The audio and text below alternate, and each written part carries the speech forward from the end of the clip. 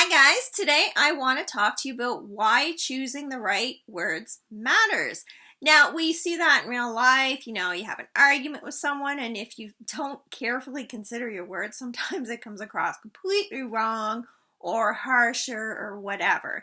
And it's hard when you're actually having a conversation, you're in the midst of it. Sometimes you can't get that right word out, and you think later, shit, I should have said this or that. I do it all the time. I record these videos and I watch them later and I'm thinking, why didn't I say this? I was just watching a video, I just posted it, and I was like, why didn't I put it like this? Why didn't I word it like that? And because it's so easy. We get in the moment and then we go blank. I go blank. I don't know how other people go blank, but I definitely go blank. When I'm writing, it's different. I don't know why. When I'm talking, I don't know. It's not the same. It's too on the spot, maybe. Anyways, why are choosing words, the proper words, very important? They give an impression. So if you're writing something, you want to set sort of, or you have to create an atmosphere. So you have to have set a theme, give an impression of what the readers expect. So, for example, I just posted a video where I talk about how the first paragraph's important because you kind of give the reader the impression of what your book is about, what the theme is, what should they expect from it. And I also feel that the words all the time are important, but especially in that first paragraph. And for example, in this book, my character is very strong, George Hernandez, very strong. So I use strong words to describe him. I use strong words. When he's speaking, he uses very intense words.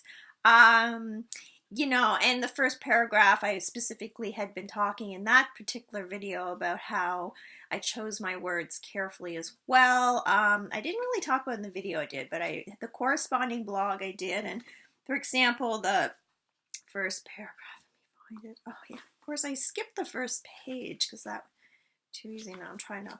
Okay, so the first paragraph, I use words like, oh my god, I can't open the book. Okay, so the first paragraph, we love power. Power, that's a strong word. That sends a message. It's addictive. Addictive is a strong word. That sends a very strong message because if someone's addicted, it's not easy to get them away from whatever they happen to be addicted from. So that's a strong word. Just skipping ahead here. We crave power. Crave. That's a strong word. And if you don't believe me, if you ever had a craving for something, that's pretty intense. We lust after it. We lust after it. It's the flesh of a lover. It haunts us in our dreams at night. Haunts. So, and I don't overthink it. I don't what's a good word?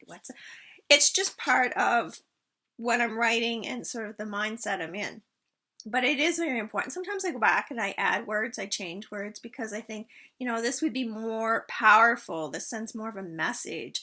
George Hernandez, again, my strongest character to date, my protagonist that I write about in my last few books, he's a very strong guy, so he's not going to hit his arm and say, damn it, that hurt. He's going to use more intense language, and that's just because he's an intense person, and you have to remember that. You have to kind of set that message. So choosing words carefully, very, very important.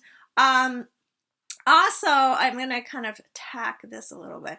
Once upon a time, I had somebody review my first book, and he criticized, he said that I had a limited vocabulary. And he probably said it in part because he's maybe an asshole, but he also didn't take into consideration that what the book was about, who it was for.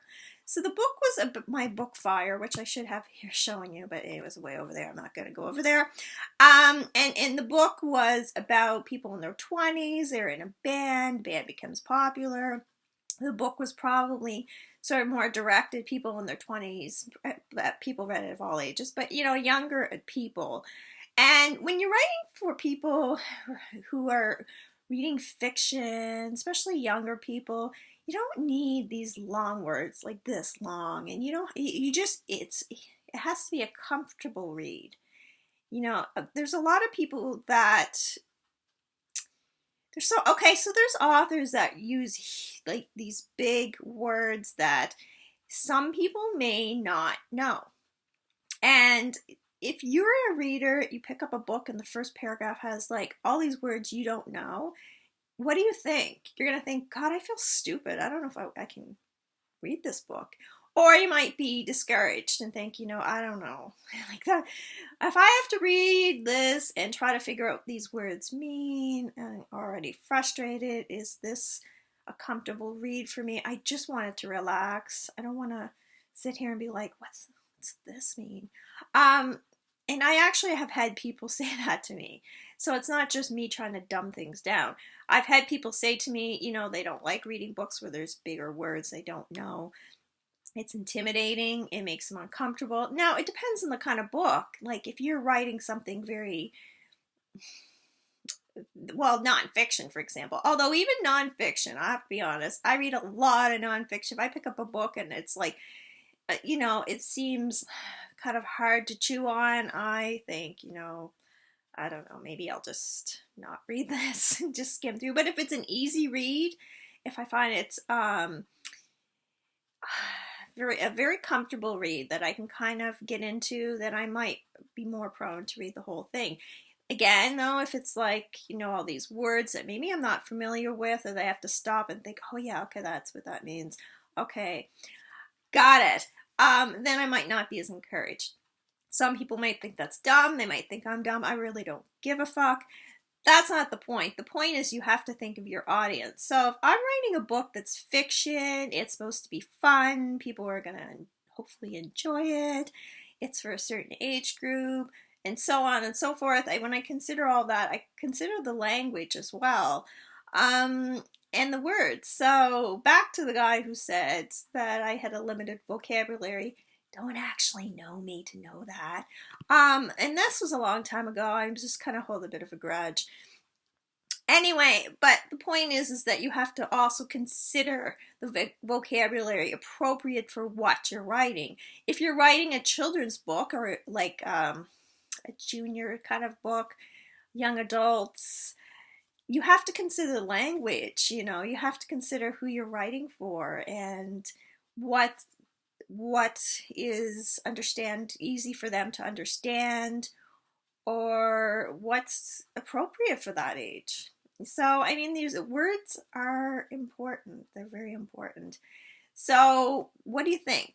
Is that, have you ever picked up a book and you started reading it and you thought, ugh, just because of the way things were worded? Maybe it would be a good story, but it would sort of intimidated you. I don't know. What do you think? I've had people say that to me before. Have you ever felt that way? Or is it the opposite? Do you ever start reading books?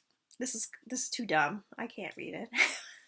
I actually have had that happen to me one time. And I won't say what book it was. A very popular book, but I didn't. I started reading and I felt like if I pick up a book and I feel like I'm way too smart for that book, and I don't think that very often.